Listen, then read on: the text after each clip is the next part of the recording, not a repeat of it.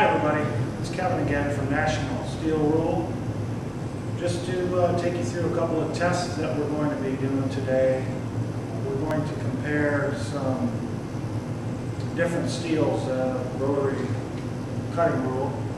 We've got this example here. Basically, people that run boxes want their dies to last longer, so they're saying, what can we do to improve the grade of the steel to make it last longer? Well, there's always a compromise when you're dealing with steel.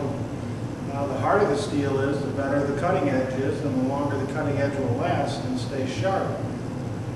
The problem with hard cutting rule is that it doesn't bend very well, so it's not very flexible. And as you go softer to make it more bendable, you sometimes compromise the length of the life expectancy of the edge. So it's always a toss-up between who you're trying to satisfy. The die maker who wants nice soft rule that cuts and notches and bends very easily, to the box maker who wants something that lasts forever. So in that effort, we're taking 4 different steel products, steel rule products. They're all rotary, and they're all going to be this most popular diameter for 66-inch rotary machines. It has a 19 3/16 ID diameter. And as you can see, there's no notches. We make this straight and then we curve it and force it into the round. Previously, we would use notched rule, where we would poke some holes down here to make it easier to curve. The test is going to be devised to take a said material and we'll label it and identify it. We'll make 5 samples of each of the 4 products. We will put a notch in at a specified thickness so that we always end up with this much steel from the bottom of the notch to the end. And then I'll show you a little bit about how we make that notch and how the test will actually flex the steel. So we're going to be putting a flex on this product up and down until it breaks. And we're going to measure the results and capture the data. So we'll move on with that and I'll set up for another shot and we'll show you a little bit about how the notch is made and how the Markham press will do the flex bending. Okay, thank you. This is a rule cutter and we're going to cut a piece of steel for our sample.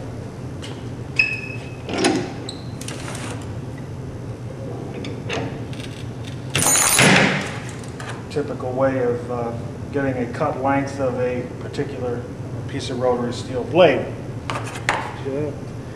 What we're looking at here is a pretty typical bridge notcher or a punch used to mechanically punch holes in steel rule. And what we've done is we've set this product up so that we can fix the distance between the notching hole and the top of the rule.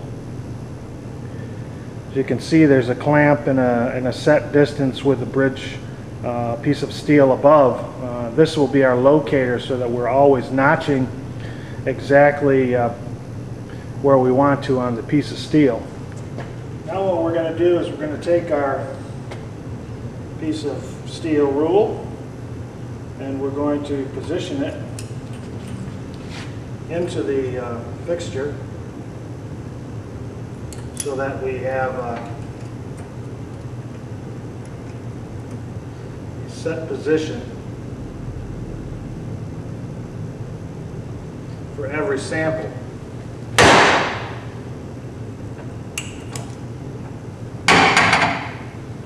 This makes it so that we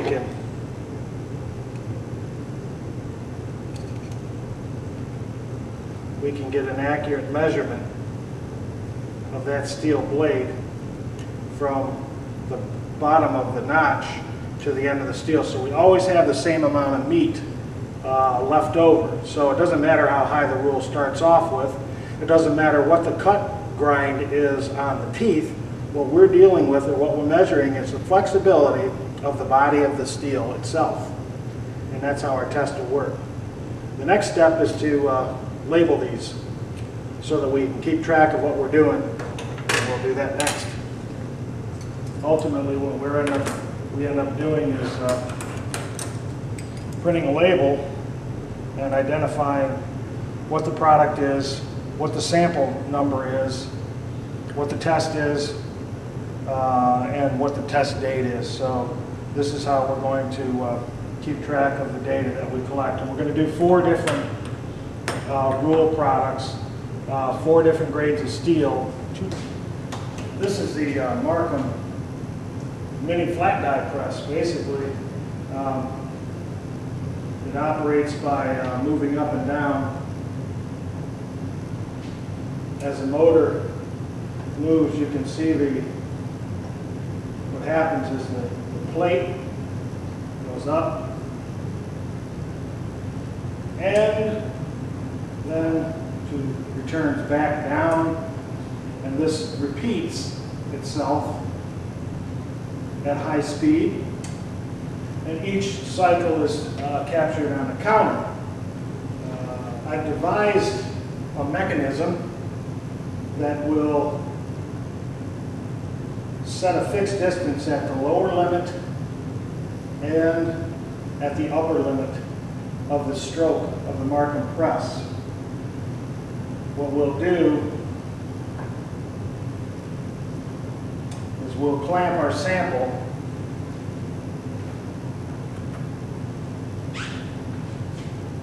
take our sample, we'll insert it